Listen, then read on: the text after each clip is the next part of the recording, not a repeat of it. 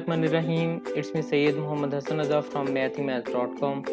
Let's start with question number 3 and fourth part of exercise number 2.4. The statement of the question is x square की power 3 divided by x की 3 की 2.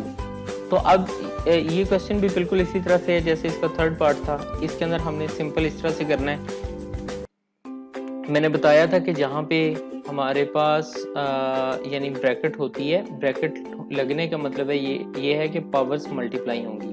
तो यहाँ पे x की 2 ये 3 के साथ मल्टीप्लाई होगा तो x की 6 आ जाएगी और साथ में ये डिवाइड हो रहा है. तो यहाँ पे ये 3 की 2 का मतलब है कि ये 3 का स्क्वायर है.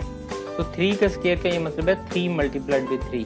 तो यहाँ आ जाएगा x की 2 मल्टीप्लाइड बाई 3 x की पावर 6 और यहाँ पे आ जाएगी x की 3 की 2 का मतलब है कि x की 9. तो नेक्स्ट स्टेप में यहाँ पे x की 6 यहाँ पे ये जैसी इसको हम डिनोमिनेटर में ले आते हैं. यहाँ x की है +6, ये डिनोमिनेटर में आके आ जाएगा x की -6. अब यहाँ बेसिस एक जैसी हैं, पावर्स ऐड अप हो जाएंगी. तो ये हमारे पास आ जाएगा 1/x की पावर 9 - 6. तो ये 1/x का क्यूब आ जाएगा. 9 - 6 = 3. तो ये 1/x का क्यूब आ जाएगा. ये क्वेश्चन सॉल्व हो चुका है, कंप्लीट हो चुका है. अगर आपको इसमें कोई कंफ्यूजन है तो आप हमसे कांटेक्ट करें.